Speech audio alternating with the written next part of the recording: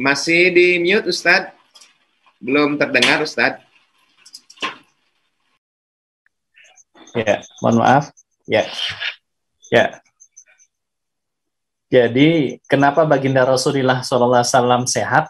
Ya, salah satu jawabannya adalah karena baginda Rasulullah SAW sholatnya benar. Ya, sebagaimana yang tadi disampaikan oleh Dr. Asep, ini sangat luar biasa ternyata ketika kita melaksanakan sholat dengan benar, maka dampaknya kita akan menjadi orang yang sehat, ya, sehat lahir dan juga sehat batin, kan begitu. Jadi kalau sholat kita benar, maka insya Allah kita akan menjadi orang yang sehat lahir maupun sholat batin. Ini menguatkan yang tadi saya sampaikan, Dr. Asep, terkait dengan tidur kailulah, ya.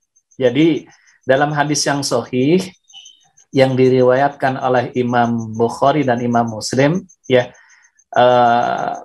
baginda Rasulullah menyampaikan idtoji' ala sakokal aiman, ya, hadisnya sahih, berbaringlah di atas rusuk sebelah kananmu. Ini mungkin dari tinjauan kesehatan yang hubungannya dengan yang tadi disampaikan oleh Dr. Asep tentang tidur kailulah nih, karena ini mudah-mudahan juga bisa dipraktekkan dalam keseharian kita. Artinya kita punya kesempatan untuk bisa mengamalkan apa yang diajarkan oleh baginda Rasulullah SAW untuk melaksanakan tidur kailulah. Jadi dalam hadis Rasul menyebutkan ittaji'ala sakokal aiman, berbaringlah di atas rusuk sebelah kananmu. Kapan waktunya? Itu ketika tidur kailulah. Nah, bagaimana memahami hadis ini? Dalam penjelasannya, para ulama ahli hadis menyampaikan yang dimaksud dengan tidur kailulah adalah tidur yang dilakukan menjelang waktu sholat duhur ataupun menjelang duhur. Kemudian posisinya yang tidak kalah penting adalah posisinya, karena kalau tidurnya posisinya itu tidak sesuai dengan yang dicontohkan oleh Rasul juga tidak menjadi bagian nilai ibadah, kan begitu. Posisinya adalah rusuk kanan sebagai tumpuan, kan itu, rusuk kanan sebagai tumpuan dan berbantal dengan tangan kanan. Berarti tidurnya adalah miring, ya, miring, tangannya itu sebagai tumpuan, ya. Itu yang diajarkan oleh baginda Rasul, dan ternyata ketika dipraktekkan sangat luar biasa. Jadi kalau kita tidur seperti itu posisinya, maka kekuatan kita untuk tidur itu hanya 15 menit. Ya.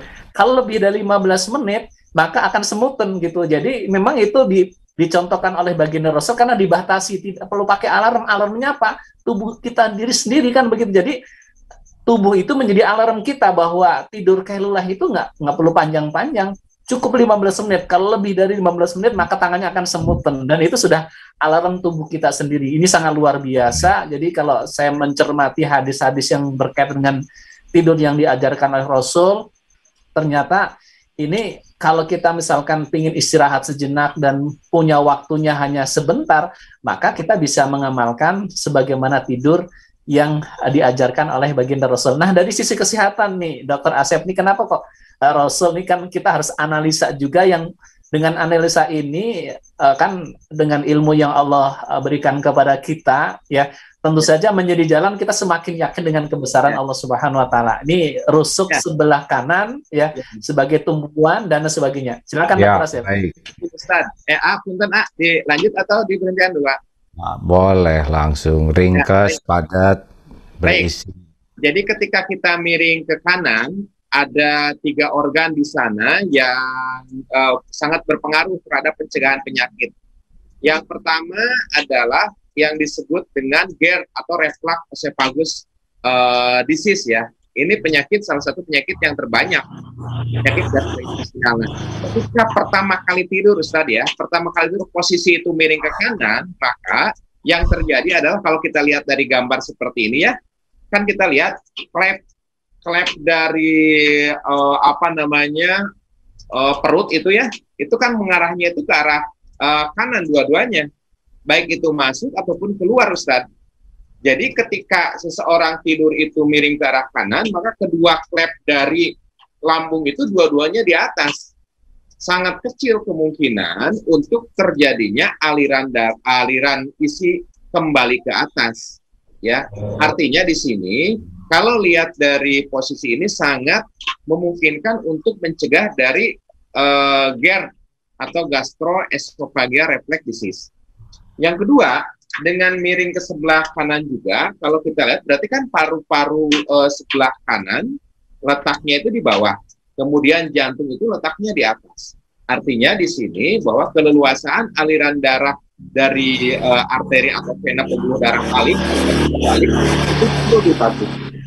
Nah, pertanyaannya Ustadz yang sering jadi kajian, ketika dia seseorang kan setelah tidur, kan dia tidak sadar mau bolak-balik kemana, kan kita tidak tahu. Nah, disinilah hebatnya Rasulullah, yang disunahkan itu adalah ketika dia pertama kali tidur. Ketika dia sudah tidur, sedang tidur, dia tidak ada aturan apa-apa. Artinya, menit-menit pertama ketika tidur, ini sangat penting bagaimana lambung itu bisa mudah dikosongkan dan tidak ada reflux ke sana.